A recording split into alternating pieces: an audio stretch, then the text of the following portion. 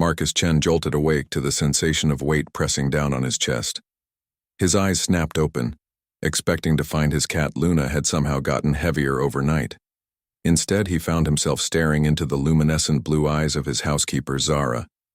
Her pale, almost translucent skin seemed to glow in the dim morning light filtering through his bedroom curtains. "Zara, what the hell are you doing?" Marcus gasped, his heart hammering against his ribs. He tried to sit up, but her surprisingly strong hands pressed firmly against his shoulders, keeping him pinned to the mattress. "Please, Marcus, do not move," she whispered urgently, her accent carrying that strange melodic quality that had always puzzled him. "They are scanning the building. If you move now, they will detect the anomalous readings." Marcus blinked hard, wondering if he was still dreaming. Zara had been his housekeeper for 6 months now, ever since he'd inherited his grandmother's sprawling apartment in downtown Seattle. She was efficient, quiet, and had an uncanny ability to make his chronic back pain disappear with some kind of massage technique she claimed to have learned in Eastern Europe. But this was beyond weird even for her. "Who's scanning what building?" he demanded, trying to keep his voice low despite his confusion. "Zara, you're scaring me. Get off me right now." Her grip tightened slightly, and for the first time since he'd known her, Marcus noticed how unnaturally cool her skin felt against his. "I know this is difficult to understand, but I need you to trust me. My real name is not Zara Petrov.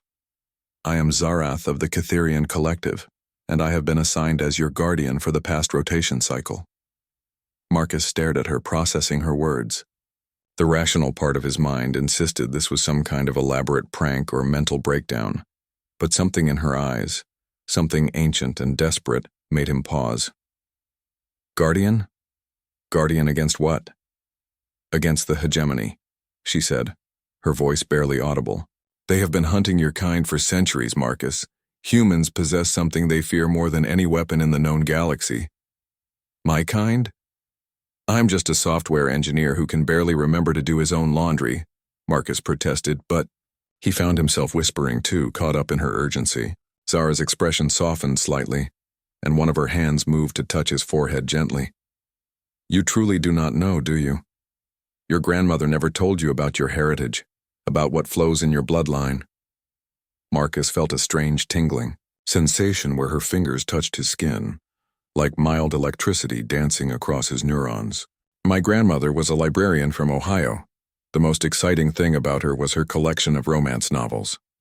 "Your grandmother was Elena Chen, one of the most brilliant xenoarchaeologists in human history," Zara said, her eyes never leaving his.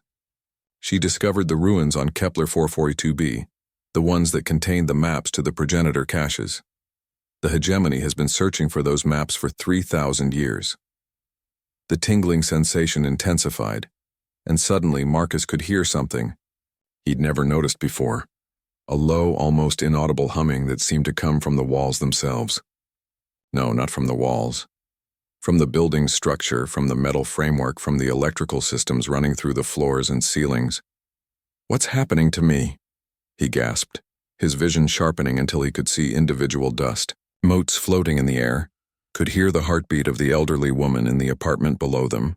"Your latent abilities are activating," Zara explained, her voice taking on an almost reverent tone.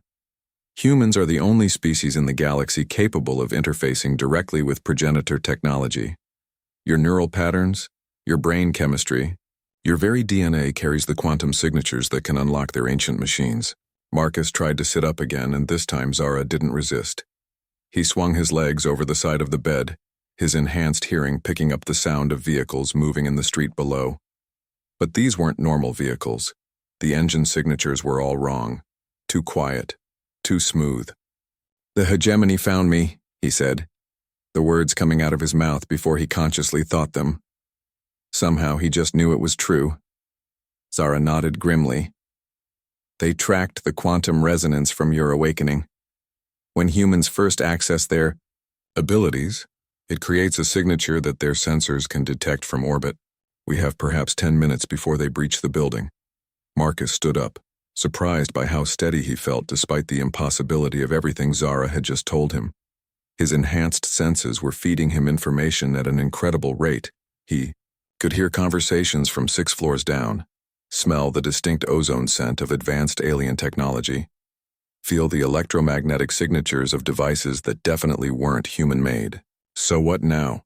he asked, moving to his window and carefully peering down at the street. 3 sleek, dark vehicles had positioned themselves around his building, and figures in what looked like advanced tactical gear were already moving toward the entrances.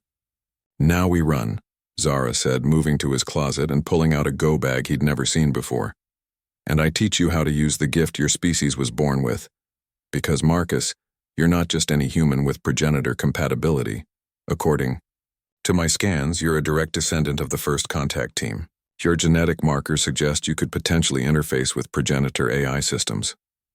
Marcus turned from the window, his new senses screaming warnings as the tactical teams entered the building's lower levels. "And why exactly should I trust you? For all I know, you're one of them." Zara smiled, and for the first time since he'd known her, the expression looked completely genuine. "Because if I were working for the hegemony, you would already be dead. They don't take prisoners when it comes to humans with your capabilities." She tossed him the bag. "Also, because I've been protecting you for 6 months and I could have eliminated you 100 times over if that had been my mission." The building's emergency alarm suddenly blared to life, and Marcus could hear the distinctive whine of energy weapons being charged. Whatever was coming for him, it was coming fast. "Okay," he said, slinging the bag over his shoulder. "But I want answers. Real answers, not cryptic Guardian bullshit." "You'll have them," Zara promised, moving to the window and doing something to the frame that made it slide open silently. "But first we survive the next hour.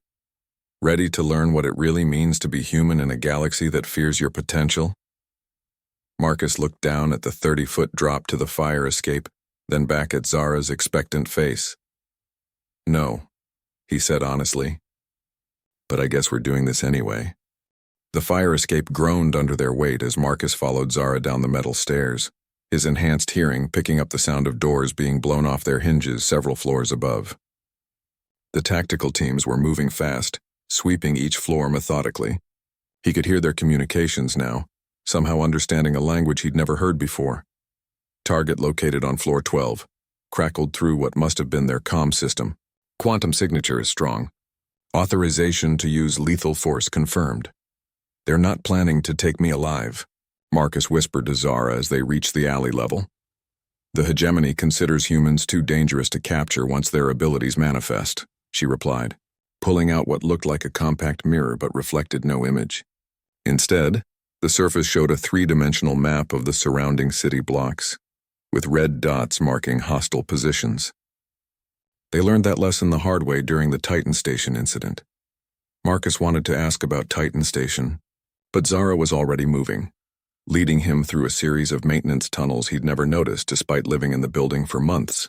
The concrete walls were covered in what looked like random graffiti, but his enhanced vision could now see the patterns, symbols that seemed to shift and flow when he wasn't looking directly at them. "Cytherian safe markers," Zara explained, noticing his stare.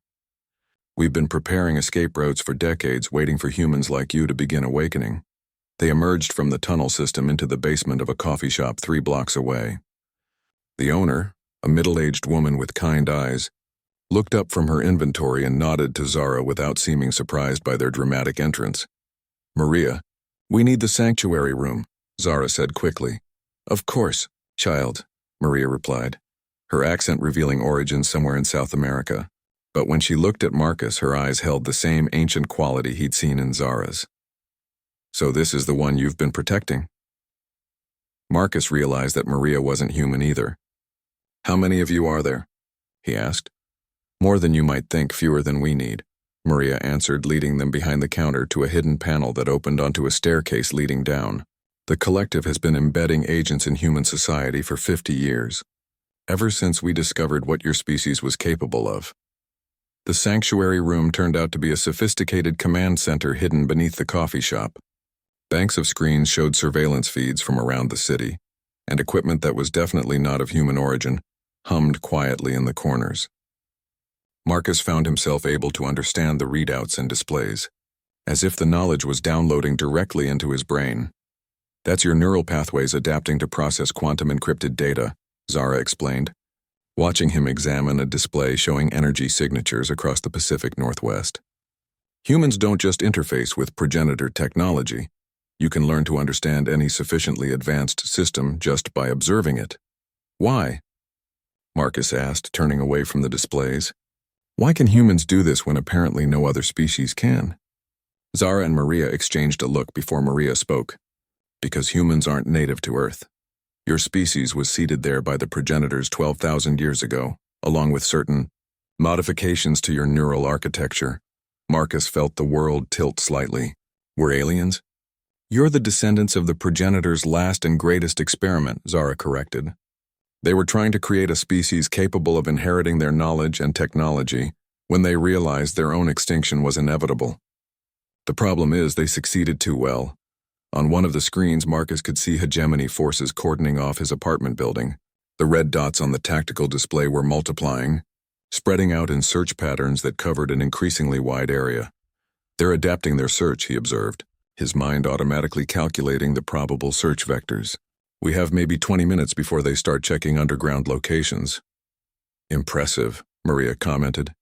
He's already thinking tactically. The awakening is progressing faster than usual. What exactly is the hegemony?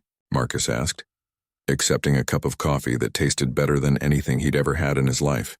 His enhanced senses could detect at least 12 different compounds in the liquid, several of which seemed to be improving his mental clarity. A coalition of the oldest spacefaring species in the galaxy, Zara explained, bringing up a holographic display that showed a vast galactic map. For 3 million years, they've maintained order through technological superiority and careful resource management. They've seen dozens of younger species rise and fall, and they've learned to identify potential threats early. And humans are a threat because we can use progenitor technology. Humans are a threat because you don't just use progenitor technology, you can improve it, Maria said grimly. The few times humans have gotten their hands on progenitor artifacts, they've managed to enhance and modify them in ways that should have been impossible. The tactical display suddenly flashed red, and an alarm chimed softly. They've found the tunnel entrance, Zara announced, her fingers flying over controls that Marcus somehow knew were quantum-encrypted communication systems. How long do we have? Marcus asked, surprised by how calm he felt. By all rights, he should have been panicking. Instead, his mind was working with crystal clarity, processing options and probabilities at superhuman speed. 5 minutes.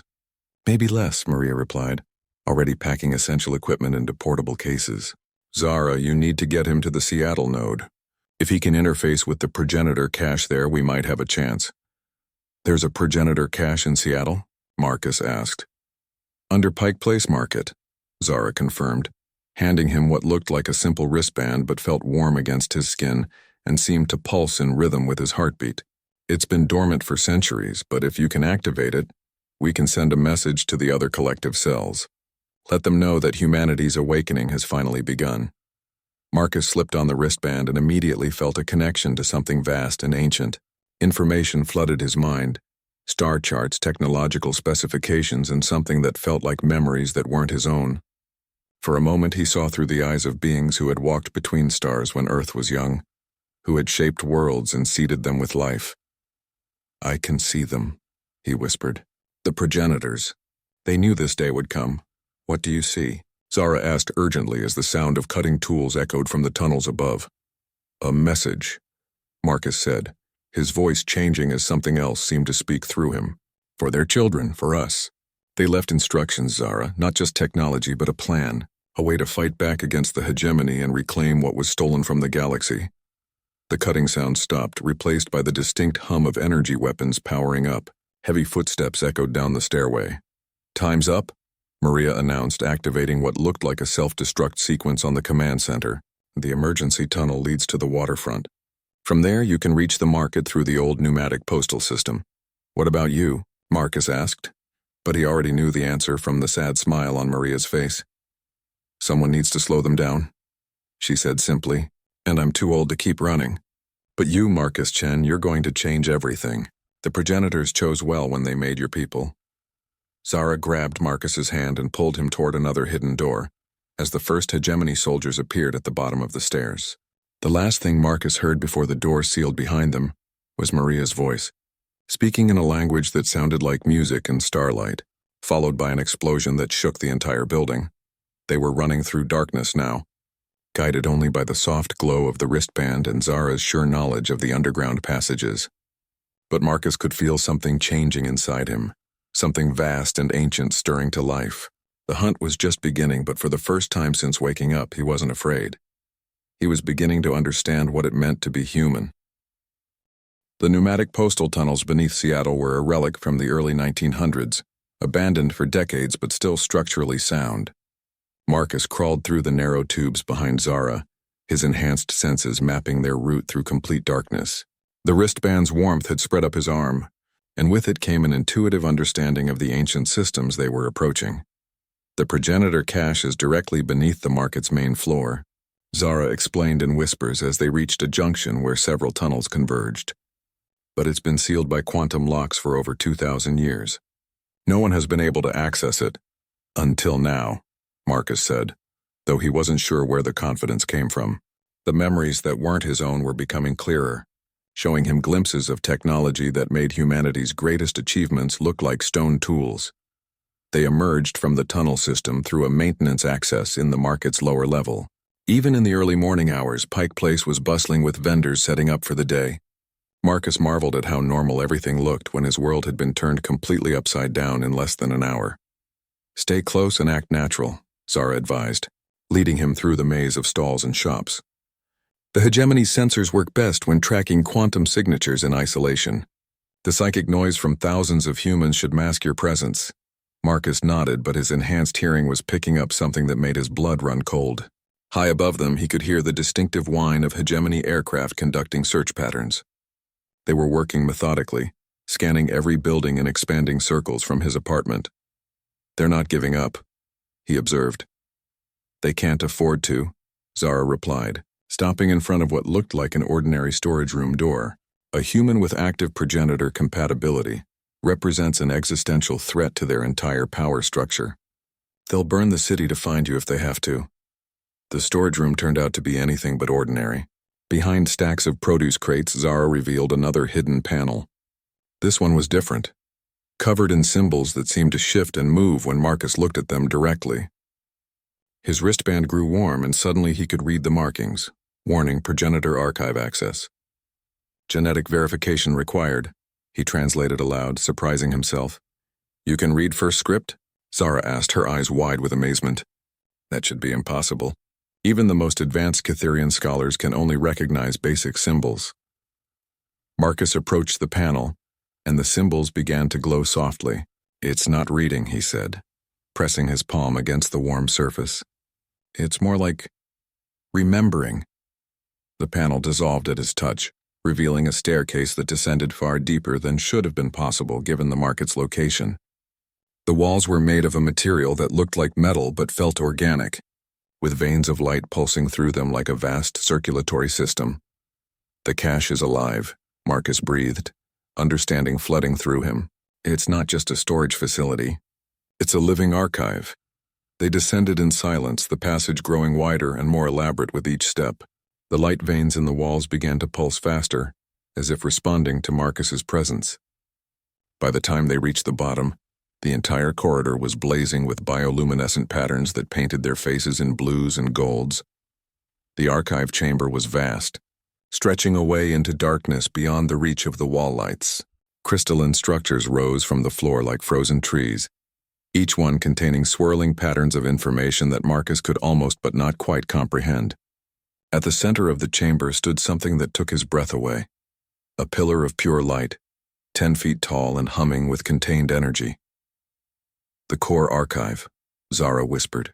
Every piece of progenitor knowledge, every star chart, every technological breakthrough. It's all here. Marcus walked toward the pillar, drawn by an irresistible pull. The wristband on his arm was now glowing so brightly he could see it through his sleeve. As he got closer, he began to hear voices, not with his ears, but directly in his mind. Thousands of voices speaking in harmonies that spanned millennia. Welcome, child of our legacy, they said in unison. We have waited so long for your return. You're not dead. Marcus said aloud, his hand hovering inches from the pillar's surface. You're here. All of you. Our bodies fell to entropy long ago, but our thoughts, our knowledge, our hopes for the future, these we preserved for our chosen successors. You carry our genetic legacy, but more than that, you carry the spark of innovation that made us what we were. Marcus placed his palm against the pillar, and the world exploded into light. Information poured into his mind faster than he could process. Star maps showing the locations of hidden caches across the galaxy, technological specifications for devices that could reshape matter at the atomic level, and most importantly, the truth about the hegemony. They were our servants once, the voices explained as images flashed through his consciousness. Species we uplifted and guided, but fear corrupted them. Fear of change, fear of being surpassed, fear of the chaos that comes with true innovation. When they realized we had seeded new inheritors, they turned against us. The war, Marcus gasped, seeing flashes of cosmic battles that had raged across star systems. You fought them. We could not bring ourselves to destroy what we had created even when they sought to destroy us. Instead, we chose exile, hiding our greatest treasures and waiting for you to mature enough to reclaim your birthright. Through the pillar, Marcus could feel the presence of other humans around the world beginning to awaken. In Tokyo, a young woman was discovering she could interface with electronics by touch. In Cairo, a graduate student was unconsciously solving mathematical equations that had puzzled scientists for decades. In São Paulo, a street artist was painting patterns that served as quantum keys to hidden progenitor sites. It's happening everywhere, he said, turning to Zara with wonder. Humans are awakening all over Earth. Which means the hegemony will escalate, Zara replied grimly. They won't just hunt individuals anymore. They'll consider the entire planet a threat. The archive suddenly pulsed with alarm signals, and Marcus felt a chill of pure fear run through the progenitor consciousness. Above them, something was happening.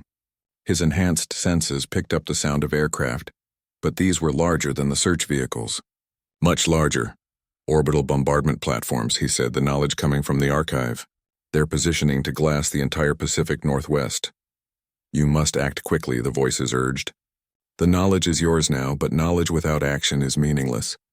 Show them why the hegemony was right to fear humanity's potential. Marcus felt the archive downloading directly into his neural pathways. Not just information, but actual capabilities. His DNA was rewriting itself, unlocking latent potentials that had been dormant for generations. When the process finished, he wasn't just human anymore. He was something new, something the galaxy hadn't seen for 3 million years. What do I do? He asked, though part of him already knew the answer. What humans have always done, the voices replied with something that might have been pride. You innovate. You adapt. You refuse to accept that something is impossible. You take our legacy and make it into something greater than we ever imagined. The chamber began to shake as the bombardment platforms powered up their weapons. Marcus looked at Zara, seeing the fear in her eyes but also something else, hope. Can you get word to the other collective cells? He asked. If I can reach a communication node, yes, why? Marcus smiled, and for the first time since awakening, he felt completely sure of himself. Because it's time to let the galaxy know that humanity isn't just awakening. We're going to war. The bombardment platforms fired, sending lances of energy that could melt cities toward the Earth's surface. But Marcus was ready for them, his new abilities reaching out through the planet's electromagnetic field, connecting to every piece of progenitor technology hidden across the globe. The real fight was about to begin. The energy lances from the orbital platforms never reached the ground. Marcus stood in the archive chamber. His consciousness expanded across a network of progenitor installations that stretched around the globe. Through hidden nodes in every major city, he reached out and touched the incoming bombardment with fields of force that shouldn't have been possible according to known physics. The destructive energy simply stopped, suspended in mid-air like amber. The deadly beams hung motionless above Seattle while Marcus learned to use abilities he was making up as he went along. Impossible, Zara breathed, staring at the readings on her scanner. The energy readings are off the charts. Marcus, what did you do? I improvised, Marcus replied, his voice carrying harmonics that resonated through the chamber's crystalline structures. The progenitors left me tools, but they also left me something more important. the understanding that there are no rules when survival is at stake. Above them, the hegemony fleet was in chaos. Through satellite feeds that his enhanced consciousness could access directly, Marcus watched their command ships struggling to understand how their most powerful weapons had simply been negated. The energy lances hung in the sky like frozen lightning, visible from the ground as brilliant pillars of contained destruction. The other caches are responding, Marcus continued, his awareness spreading across continents. Cairo, Tokyo, São Paulo, London, Sydney. Every hidden progenitor site is coming online, and the humans near them are awakening faster than the hegemony anticipated. Through the global network, Marcus could feel his awakening kindred. Dr. Yuki Tanaka in Tokyo had just figured out how to rewrite the quantum encryption on her university's supercomputer. Professor Ahmed Hassan in Cairo was unconsciously solving theoretical physics problems while touching ancient stones beneath the Great Library. Maria Santos in São Paulo was painting murals that were actually three-dimensional quantum blueprints for technologies that didn't exist yet, and they were all connected now. Their minds linked through the progenitor network in ways that made their individual abilities multiply exponentially. The hegemony is pulling back their bombardment platforms, Zara reported, monitoring their communications. But they're bringing in something bigger. Marcus, they're calling in the extinction fleet. Marcus felt a chill that came not from his own fear but from the archived memories of the progenitors. The extinction fleet was exactly what it sounded like. A collection of vessels designed for one purpose: the complete sterilization of worlds deemed too dangerous to exist. "How long do we have?" he asked.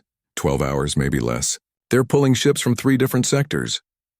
Zara's face was pale as she processed the intelligence. "Marcus, the extinction fleet has never failed. They've wiped out 17 different species that the hegemony considered existential threats." "Then it's time they learned what failure feels like," Marcus said, his consciousness diving deeper into the archive. "Show me everything about human settlements off-world.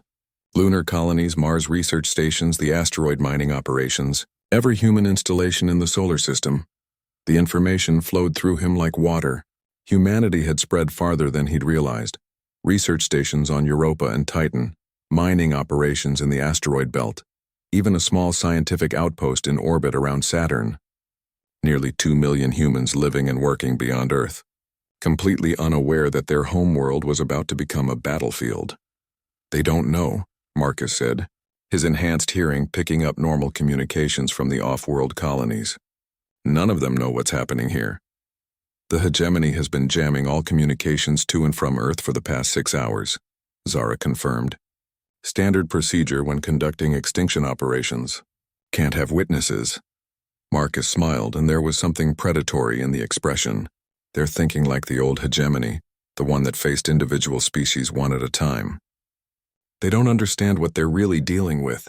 He reached out through the network, his consciousness touching the minds of every awakening human on Earth. The connection was tentative at first, like individual musicians finding the same key, but it grew stronger as more people joined the link. Dr. Tanaka's mathematical genius merged with Professor Hassan's theoretical insights. Maria Santos's artistic intuition combined with the practical engineering skills of a dozen awakened humans across the globe.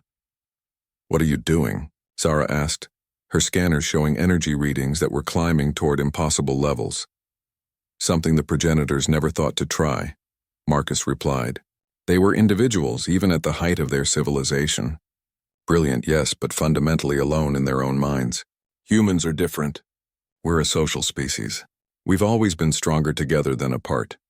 The collective consciousness that was forming wasn't like the hive minds the hegemony had encountered before. Each human remained fundamentally individual, but they could share knowledge, insights, and capabilities across the network instantaneously. A breakthrough in one location immediately became available to everyone. Through the Lunar Research Station's communication array, Marcus could feel the first human off-world beginning to awaken. Dr. Sarah Mackenzie, a xenobiology researcher, was suddenly understanding alien genetic sequences that had puzzled Earth's best scientists for years. And through her awakening mind, Marcus could see the hegemony fleet positioning itself in the outer solar system. "They brought everything." Dr. Mackenzie's voice came through the network, her awareness linked to the lunar station's deep space sensors. Dreadnoughts, planet crackers, antimatter bombardment platforms. This isn't just an extinction fleet. This is a statement. Then let's give them something to really worry about, Marcus replied, his consciousness now spanning the entire solar system. Through awakened humans on every outpost and station, he could feel the hidden progenitor installations that had been dormant for millennia. The moon wasn't just a natural satellite. It was an artificial construct honeycombed with ancient technology. Mars had progenitor installations buried beneath its polar ice caps. Even the asteroid belt contained hidden facilities that had been waiting for activation codes that only human neural patterns could provide. The entire solar system is a progenitor stronghold, Marcus breathed, understanding flooding through him. They didn't just seed Earth with life. They turned the whole system into a fortress waiting for us to grow up enough to defend it. The hegemony fleet began its approach, confident in their overwhelming firepower. Their largest dreadnought alone carried enough destructive power to crack a planet's crust. But as they entered the orbit of Neptune, they encountered something that had never appeared on any of their scans. The gas giant's largest moon, Triton, opened like a flower. What the hegemony had classified as a natural satellite revealed itself to be a massive progenitor battle station, its weapon systems coming online for the first time in 3 million years. But it wasn't operating according to ancient programming. It was under the direct control of awakened human consciousness, guided by minds that could adapt and improvise in ways no artificial intelligence could match. "Attention, Hegemony Fleet," Marcus transmitted, his voice carried across space by communication systems that made their quantum-encrypted networks look primitive. "This is humanity. You have entered our territory with hostile intent.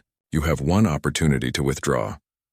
The response came in the form of antimatter torpedoes launched from a dozen different ships simultaneously.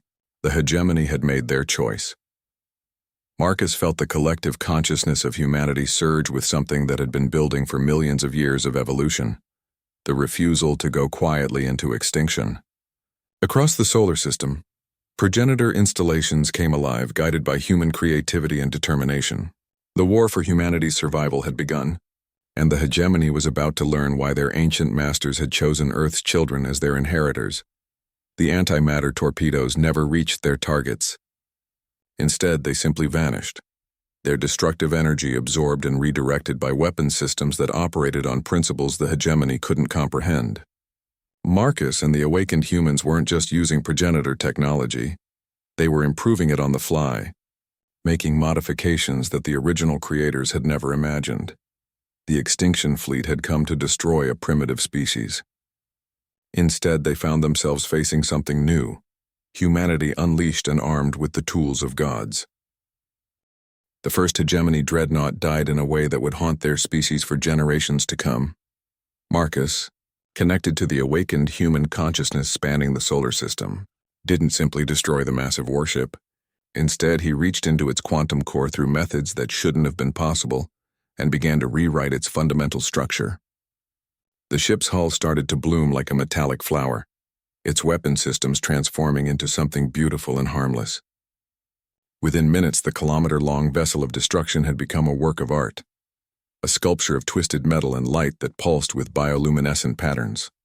"How?" transmitted Admiral Kethvar, commander of the Extinction Fleet, his voice carrying the distinctive harmonics of panic across their quantum communications. "Our shields, our armor, our quantum isolation fields, none of them were even touched." Marcus felt a savage satisfaction flowing through the collective consciousness. Dr. Tanaka had solved the mathematical framework for bypassing their defensive systems. Professor Hassan had provided the theoretical physics. Maria Santos had visualized the artistic transformation, and Marcus had provided the will to make it happen. "You still think like the old powers," Marcus replied, his enhanced voice reaching every ship in the hegemony fleet simultaneously. "You see weapons and defenses, attack and counterattack. We see possibility. We see the potential to turn your instruments of death into expressions of life." The second wave of hegemony attacks came from 3 different directions: plasma bombardment from their heavy cruisers, reality distortion weapons from their most advanced destroyers, and something new that made Marcus pause: a weapon that attacked consciousness itself, designed to shatter the minds of psychically linked species. But humanity wasn't a hive mind. They were individuals choosing to share their strength. And that made all the difference. The psychic weapon, designed to exploit the single points of failure common to collective consciousness species, instead found itself absorbed and transformed by 2 million human minds working in harmony. The attack that should have driven them insane instead became a symphony of shared experience that stretched across the solar system. "We can feel your fear," transmitted Dr. Mackenzie from the lunar station, her voice joined by the chorus of awakened humanity. "Your weapons were designed to fight the species you've dominated for millions of years. We are something new." Marcus could sense the growing alarm in the hegemony command structure. Their doctrine, refined through countless extinction campaigns, was useless against an enemy that turned every attack into an opportunity for growth. Through the progenitor installations, he reached out and began to demonstrate humanity's true potential. The asteroid mining stations became weapons foundries, but not for conventional armaments. Instead, awakened human engineers began manufacturing devices that the hegemony couldn't even classify. Projectiles that passed through shields by existing in multiple dimensions simultaneously. Energy weapons that converted enemy fire into beneficial radiation, that enhanced human cognitive abilities.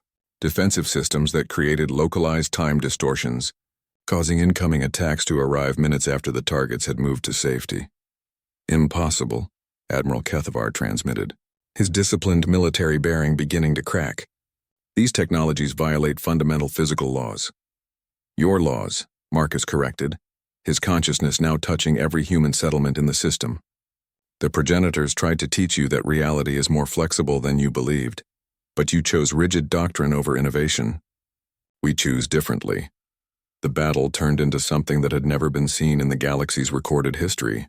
Instead of the usual exchange of increasingly destructive weapons, humanity began to demonstrate capabilities that redefined what was possible. A human artist on the Mars Research Station created defensive barriers out of crystallized music. Engineers in the asteroid belt built ships that moved by convincing space itself to flow around them. Scientists on Europa developed communication systems that transmitted pure understanding instead of mere information. And through it all, Marcus could feel the hegemony's growing terror. For 3 million years they had maintained their dominance through superior technology and overwhelming force. But humans weren't trying to match their technology. They were transcending the very concepts that hegemony science was built upon. "Lord Admiral," came a transmission from one of the hegemony scout ships. "We're receiving communications from our home territories. Similar awakening events are being reported on worlds throughout the inner spiral. The human colonies on Kepler 438b, Proxima Centauri, and the Wolf 359 settlements are all showing identical quantum signatures." Marcus felt a surge of fierce joy through the collective consciousness. Humanity hadn't just spread throughout their home system. They had carried their potential to the stars themselves. Every human settlement beyond Earth was beginning to awaken, and each awakening triggered the activation of more hidden progenitor installations. "You understand now," Marcus transmitted to the hegemony fleet, his voice carrying harmonics of inexorable certainty. "This isn't just about Earth. We are everywhere you allowed us to go. Every world where humans have set foot is becoming what Earth is becoming. Your empire is honeycombed with sleeping giants, and they're all waking up." The Admiral's response was desperate fury. "All ships, maximum yield antimatter bombardment. Target every human installation simultaneously.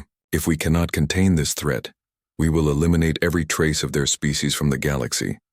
The antimatter bombardment that followed was designed to sterilize not just planets, but entire star systems. Enough destructive force to crack moons and boil atmospheres was unleashed simultaneously across dozens of targets. It was the kind of attack that had ended civilizations, the ultimate expression of hegemony power. Marcus felt the collective consciousness of humanity face this ultimate test, and something wonderful happened. Instead of fear or desperation, he felt curiosity. How could they turn this overwhelming destruction into something beneficial? The answer came from an unexpected source. A 12-year-old girl named Emma Rodriguez in the Martian colonies. Her awakening mind looked at the incoming antimatter and asked a simple question. What if we didn't let it explode? What if we convinced it to do something else instead? Through the network, Marcus felt 2 million human minds consider this possibility. And suddenly the solution was obvious. Antimatter didn't have to annihilate matter. It was just following the rules it had been given. But humans were very good at convincing things to ignore rules. The antimatter bombardment struck human installations across 24 star systems simultaneously, and in every case, instead of explosion and destruction, the antimatter began to dance.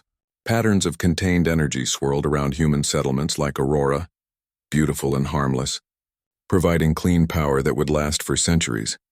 The silence from the hegemony fleet stretched for long minutes. When Admiral Kethver finally transmitted again, his voice carried the weight of defeat. "What are you?" Marcus smiled, feeling the strength and creativity of his species flowing through him. "We're human," he replied simply. "We're what happens when the progenitor's children finally grow up. We're what the galaxy becomes when someone refuses to accept that improvement is impossible." The Admiral's next words would change the course of galactic history. "Attention all ships. This is Admiral Kethvar. I am ordering the immediate withdrawal of all hegemony forces from human space. By my authority as Fleet Commander, I am also initiating Protocol 7. Protocol 7 was something Marcus hadn't expected, a complete communication blackout with Hegemony High Command, followed by the activation of diplomatic channels that hadn't been used in millennia. The Admiral wasn't just retreating. He was attempting to open negotiations. "You wish to talk?" Marcus asked, genuinely surprised. "I wish to prevent the hegemony from making the same mistake we made with the progenitors," the Admiral replied.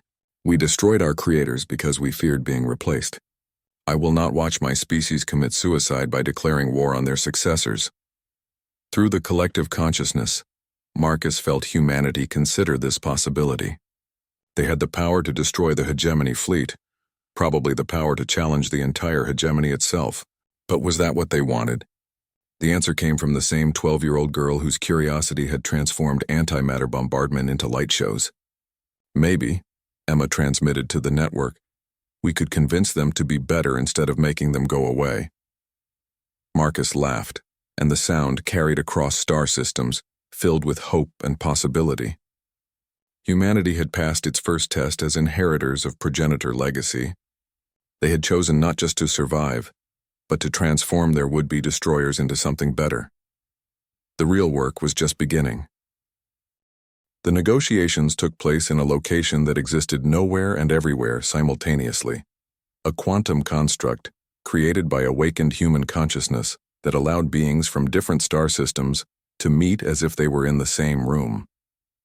Marcus found himself sitting across from Admiral Kethvar, along with representatives from 6 major hegemony species, in a space that looked like a combination of Earth's most beautiful locations and alien architectures that had never been built. "This is impossible," muttered Zarthek, the hegemony's chief xenobiologist, his crab-like carapace clicking nervously. "Matter transmission across galactic distances requires energy expenditures that would drain entire star systems." "Only if you think of distance as something that actually exists," replied Dr. Tanaka, her consciousness projecting from the Tokyo Research Facility. "Space is just another variable to be optimized. Once you realize that separation is really just a failure of imagination, moving between stars becomes as simple as stepping between rooms." Marcus watched the hegemony representatives struggle with concepts that humanity was discovering and implementing in real time. Their species had spent millions of years perfecting technologies based on fixed physical laws. Humans were learning to rewrite those laws as needed. "Let me understand this correctly," Admiral Kethvar said, his reptilian features showing signs of stress. "In the past 12 hours, your species has activated dormant progenitor technology across multiple star systems, developed weapons that convert attacks into beneficial energy, created faster-than-light communication systems, and built a meeting space that violates our understanding of physics. All of this accomplished by individuals who were completely unaware of their capabilities yesterday." "Pretty much," Marcus confirmed. "Though you're missing the most important part. We didn't just activate the progenitor technology, we improved it. The systems they left behind were incredible, but they were designed by a species that thought like individuals. We think like a community." To demonstrate, Marcus gestured to the quantum meeting space around them. The walls suddenly became transparent, showing real-time views from every human settlement in known space. Research stations where scientists were solving problems that had stumped entire civilizations. Mining operations where engineers were developing new technologies by combining human intuition with progenitor tools. Agricultural colonies where farmers were growing food in ways that enhanced the soil rather than depleting it. Each location is working independently, Marcus explained, but they're all connected. When someone in the Proxima Centauri colonies discovers a new application for quantum field manipulation, that knowledge becomes available to everyone instantly. When a child on Mars asks a question that leads to a breakthrough, researchers on Europa can build on that insight immediately. The network effect, breathed Veltar, the hegemony's foremost expert on collective consciousness species. But this is different from any hive mind we've encountered. How do you maintain individual identity while sharing knowledge instantaneously? Because we choose to share, said Emma Rodriguez, the 12-year-old from Mars whose voice now carried weight in galactic councils. We're not controlled by the network. We control it. Each person decides what to contribute and when. The hegemony representatives exchanged glances that carried millennia of ingrained thinking. They had encountered species that were individually brilliant and species that worked collectively, but never a species that had figured out how to be both simultaneously. Show them the real reason you're afraid, Marcus said gently to Admiral Kethvar. It's not just that we're developing beyond your ability to control. You're afraid that we're going to do to you what you did to the progenitors. The Admiral's scales shifted to a darker hue, a sign of deep emotional distress in his species. The hegemony has maintained order for 3 million years by ensuring that no single species could threaten the stability of the galaxy. When we encountered the progenitors, we believed they were becoming too powerful, too unpredictable. We convinced ourselves that destroying them was necessary for the greater good. And now you think we'll take revenge, Marcus said. Now we know you could erase us from existence without even trying, Admiral Kethvar replied. Your species has developed capabilities in hours that took us millennia to achieve. And unlike us, you're not bound by our limitations of thought. Marcus felt the collective consciousness of humanity considering this fear, processing it through 2 million different perspectives simultaneously. The answer that emerged was quintessentially human, practical, optimistic, and slightly amused. Admiral, said Maria Santos from São Paulo, her artistic perspective adding color to the quantum meeting space. You're thinking about this all wrong. Why would we want to destroy you when we could help you become something better? What do you mean? Asked Zarthek, his clicking growing more agitated. The progenitors made one mistake, Marcus explained. They tried to preserve their knowledge for inheritors, but they didn't try to elevate their contemporaries. They accepted that other species were limited by their evolutionary constraints. We don't. The meeting space shifted around them, and suddenly the hegemony representatives found themselves experiencing the world through human senses. Enhanced perception that could see beauty in quantum patterns. Enhanced cognition that could hold contradictory concepts simultaneously. Enhanced creativity that could imagine solutions where none had existed before. This is how you see reality, Admiral Kethvar whispered. His consciousness expanded beyond anything his species had thought possible. This is how reality actually is, Dr. Mackenzie corrected from the lunar station. Your species, all the hegemony species, have been limiting yourselves for so long that you've forgotten what's possible. But limitations aren't permanent. They're just choices you can decide to change. Through the shared experience, the hegemony representatives felt something that had been missing from their societies for millions of years. Wonder. Not just at discovering new facts, but at realizing that the universe was far stranger and more beautiful than they had allowed themselves to believe. You're offering to share this with us, Veltar said, his telepathic species suddenly able to touch minds across galactic distances, to help us transcend our own limitations. We're offering to help everyone transcend their limitations, Marcus replied. Humans aren't trying to become the new rulers of the galaxy. We're trying to help the galaxy become what it could be if everyone was free to grow. The implications hit the hegemony representatives like a wave. For 3 million years, their civilization had been based on maintaining balance, preventing any single species from becoming too powerful. But humans were proposing something entirely different. helping every species become more powerful than they had ever imagined possible. The other hegemony worlds would never accept this, Admiral Kethavar said, though his tone suggested he was already imagining the possibilities. Change of this magnitude would be seen as a threat to everything we've built. Then we start small, suggested Emma Rodriguez. Maybe with the species that want to try something new, the ones who are tired of just maintaining the status quo. Through the quantum link, Marcus could feel other conversations beginning across the galaxy. Human colonies were making contact with non-hegemony species, sharing discoveries, offering possibilities that had never existed before. The network was growing, and it wasn't just human anymore. There's something else you need to know, Marcus said, his consciousness touching the vast archives of progenitor knowledge. The hegemony wasn't wrong to fear change. There is something coming, something the progenitors saw but couldn't prevent. A threat from outside the galaxy that makes all our current conflicts irrelevant. The meeting space darkened as Marcus shared images from the deepest progenitor archives. Vast ships emerging from the void between galaxies, technologies that consumed entire star systems, beings that viewed galaxies as temporary resources to be harvested and discarded.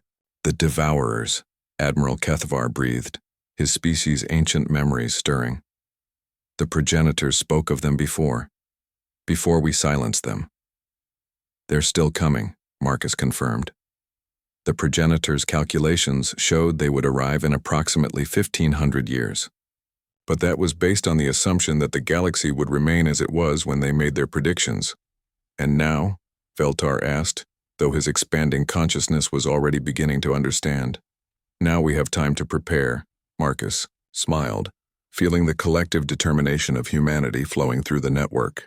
Time to help every species in the galaxy become what they could be. Time to turn the Milky Way into something the Devourers have never encountered before. The hegemony representatives sat in stunned silence as they realized that humanity wasn't just offering them a chance to transcend their limitations. They were offering them a chance to survive what was coming. The age of human awakening was just beginning, and it was going to change everything. 5 years later, Marcus stood in the Grand Assembly of Species, a vast construct that existed simultaneously in normal space and quantum dimensions, allowing representatives from across the galaxy to gather without the limitations of distance or time. What had begun as humanity's awakening had become something far greater, a transformation that was reshaping Galactic civilization itself. The assembly hall was a marvel that would have been impossible before human involvement. Species that had never been able to coexist due to different atmospheric requirements now shared the same space through selective environmental fields. Beings that communicated through quantum harmonics could speak directly with races that used biochemical signals. The hall itself was alive, grown rather than built, its organic architecture responding to the needs and emotions of its occupants. The Kepler 442 project is complete, announced Dr. Tanaka, her consciousness now seamlessly integrated with AI systems that amplified her already considerable intellect. The first world ship is ready for deployment. The world ship she referenced was humanity's answer to the coming threat of the Devourers. Not a traditional spacecraft, but an entire planet converted into a mobile fortress laboratory garden that could support billions of beings while traveling between galaxies. More importantly, it was designed to grow and evolve during its journey, becoming more powerful and sophisticated with each passing year. Marcus felt pride flowing through the network that now connected not just humans, but representatives from over 300 different species. The initial fear and resistance from hegemony worlds had given way to eager participation as the benefits became undeniable. Species that had been locked in technological stagnation for millennia were suddenly making breakthroughs that revolutionized their entire civilizations. The Zalthari report success with the consciousness amplification. Experiments, added Veltar, who had become the first non-human to fully integrate with the human network. Their hive mind limitations have been completely transcended. They can now function as individuals while maintaining collective wisdom. The Zalthari had been one of the most dramatic success stories. Originally a species where individuals were literally unable to survive outside their collective consciousness, they had worked with human neural architects to develop a hybrid model that preserved their collective strengths while granting them individual agency. The results had exceeded everyone's expectations. And the Hegemony Council's decision? Marcus asked, though he could already feel the answer rippling through the network. Admiral Kethvar, now serving as the first Hegemony liaison to the Assembly, stood with obvious pride. By unanimous vote, the Hegemony has officially dissolved. All member species have agreed to join the Galactic Collaborative. The age of controlled stagnation is over. The celebration that followed was unlike anything the galaxy had ever witnessed. Music that existed in 11 dimensions simultaneously played while light sculptures told the story of each species' journey from limitation to transcendence. Beings that had been enemies for millions of years shared technologies and perspectives that had been closely guarded secrets. But Marcus found himself drawn to a quieter corner of the assembly, where Emma Rodriguez, now 17 and serving as humanity's youngest ambassador, was working with progenitor archives that continued to reveal new secrets. "What have you found?" he asked, settling beside her in the comfortable gravity field she preferred. "Something the progenitors left for us specifically," Emma replied, her hands dancing through holographic displays that showed star charts spanning multiple galaxies. Not just warnings about the Devourers, but a message. They knew what we would become. The archive activated at Marcus's touch, and suddenly he was experiencing the final thoughts of the progenitor civilization. But instead of the desperate warnings he had expected, he found something else entirely: hope, joy, and a profound sense of completion. "Our children exceed our dreams," the voices whispered across the centuries. "We sought to preserve knowledge, but you have chosen to share it. We tried to maintain order, but you have embraced creative chaos. We feared change, but you have made it your greatest strength." The message continued, showing him visions of what the progenitors had hoped their inheritors might become.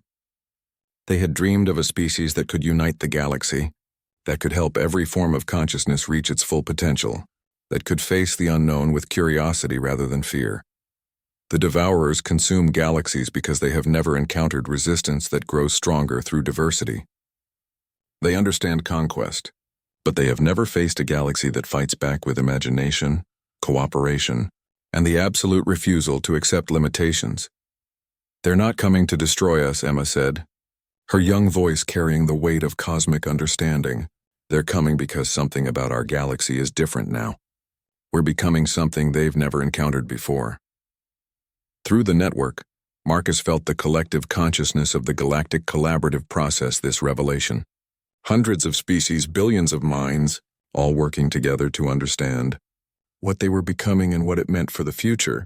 The answer came from an unexpected source, a collective epiphany that emerged from every connected consciousness simultaneously. The Devourers weren't evil or malicious. They were limited, trapped in patterns of thought that made growth impossible. They consumed galaxies because they couldn't conceive of any other way to exist. "They're like the Hegemony was," Marcus breathed, understanding flooding through him, powerful but constrained by their own assumptions about what's possible. "Which means," Emma continued, her teenage optimism now backed by the wisdom of entire civilizations, "that maybe we can help them too." The Grand Assembly fell silent as this possibility rippled through the network. Help the Devourers? Transform beings that had consumed entire galaxies?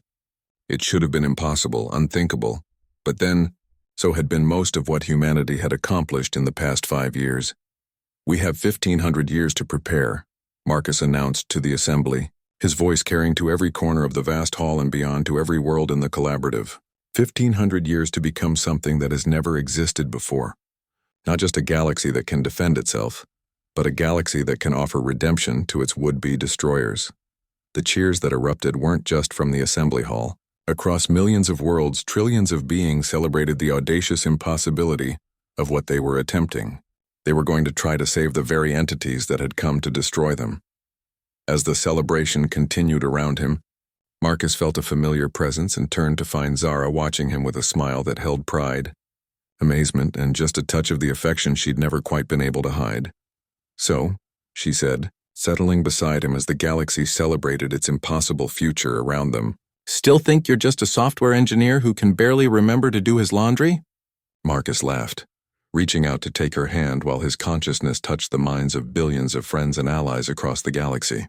"No," he said, watching stars being born in distant systems where new species were taking their first steps toward transcendence. "I think I'm human. And apparently that's enough to change everything. Above them, the first of the world ships began its maiden voyage, carrying a crew of volunteers from 50 different species toward the edge of the galaxy.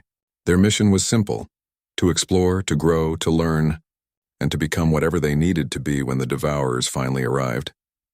Humanity had awakened not just to their own potential, but to the potential of all consciousness to transcend its limitations. The galaxy would never be the same. And 1,500 years in the future, when vast ships emerged from the void between galaxies expecting to find another helpless civilization to consume, they would instead discover something unprecedented in the history of the universe. A galaxy that refused to accept that anything was impossible. The Devourers were about to learn what humans had always known, that the most powerful force in existence isn't destruction or conquest, but the stubborn insistence that everyone and everything can be better than they are. The awakening was complete. The real adventure was just beginning,